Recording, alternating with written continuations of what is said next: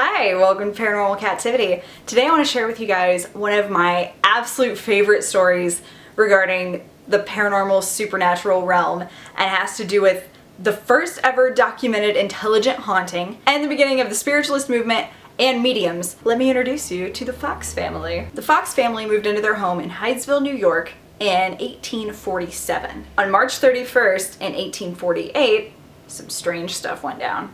So from the time they moved in, they'd always experienced weird sounds, especially knocks and raps on the walls and ceilings. So it was very commonplace for the family to be up in the middle of the night, kind of looking around by candlelight, trying to find the source of the sounds, and they never figured out what the source was. So on this particular night, they're hearing noises, the mom's up, she's looking around the house with her candle, she gets back into her bedroom, which she and her husband share with their youngest two daughters, named Kathy, who eventually went by Kate, and Margaretta. So she goes into the bedroom at the end of her search, and she sees her daughters sitting up in their bed, snapping their fingers, trying to mimic the sound that they're hearing in the walls. All of a sudden, Kate yells out in the middle of the night, "Mr. Splitfoot, do as I do." And she just starts clapping over and over. And as soon as she begins doing it, the sound that they're hearing in the house starts doing it in succession with them, and she eventually stops.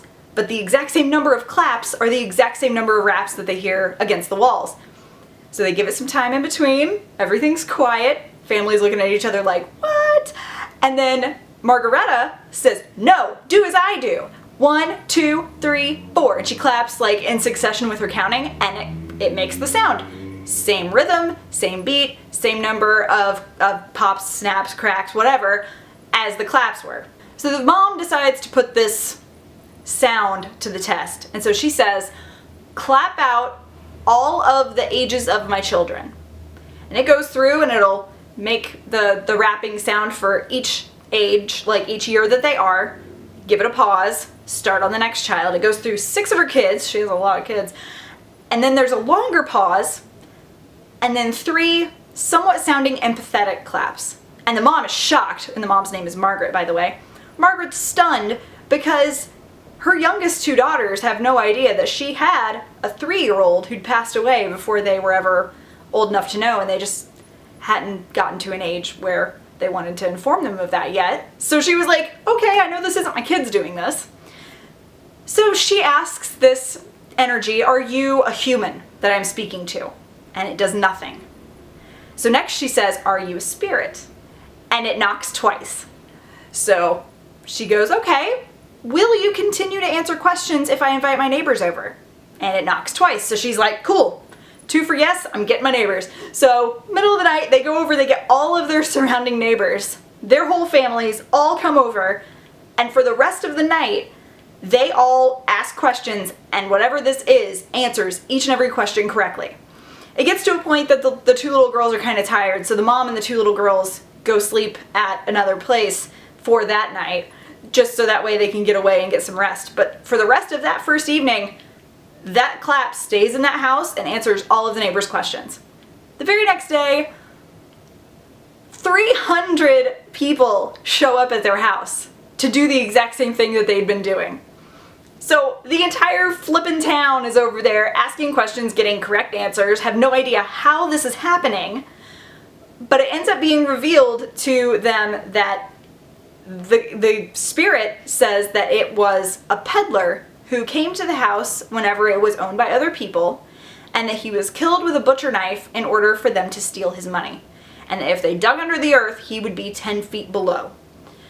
So the people that are there find this out, and they're like, okay, we're digging. So they start excavating the ground, and they find hair and bones about 10 feet below the ground. They bring it to the medical examiner in town, and he identifies them as human. Turns out that 56 years later, they actually dug up an entire skeleton underneath that house, and it was identified as Charles B. Rosna, and he had a peddler's tin with him, and that peddler's tin is actually on display at the Lilydale Museum in New York. So word spread rapidly, obviously, about the Fox family and what's happening, and so the last 2 tenants of the house were kind of finding out the things that had happened to them. The people who had the house immediately before the family contacted them to let them know they actually fled the house because of the knocking sounds that were occurring inside of it. The tenants before that could not be reached directly, but their maid, Lucretia, was contacted, and she came forward letting people know that she was there one day when a peddler man showed up. And they asked her to leave for the night, have the rest of the evening off. And when she came back the next day, they just said that the peddler stayed for a moment and then left, and she didn't think anything of it. But starting that day, they started having strange knocks happening in the house. And that family was the Bells. So the Bells never got charged with murder or even investigated for murder because there was no real evidence to lead them in that direction other than Lucretia's statement. But it's still pretty creepy. As the girls got older, they were obviously very well recognized for their work in, contacting spirits. So they were some of the very first mediums. Kate ended up being a very well-known spiritualist medium, one of the very first ones in existence.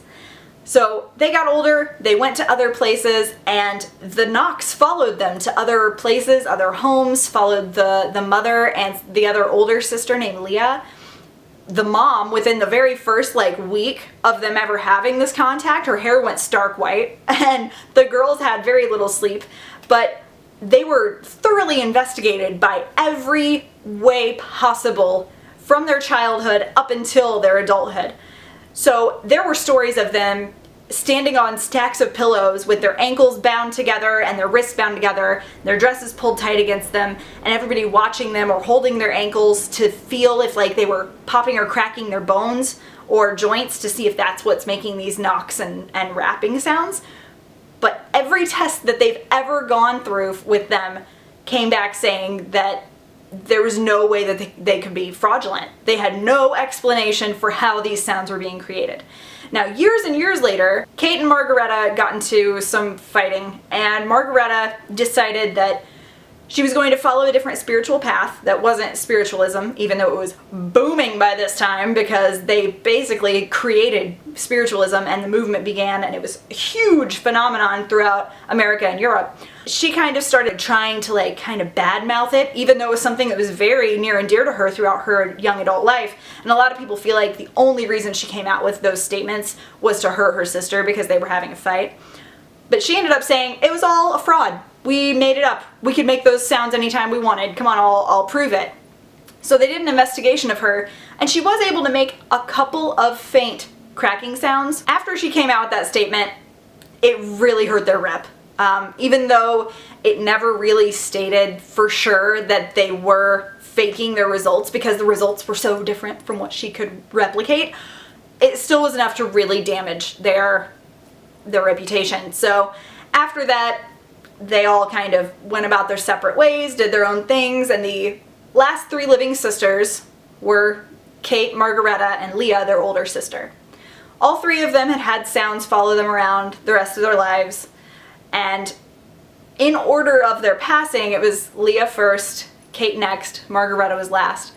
And the coolest part of this story, to me at least, is Margaretta at this time in her life openly was saying she was not interested in spiritualism or spirit communication, didn't think it existed. But on her deathbed, her doctor, who was not a spiritualist, was just a, average dude, witnessed her being completely unable to move her body. She couldn't move a hand, a finger, a leg, nothing. Was fully unable to move or pop or crack any of her joints or anything.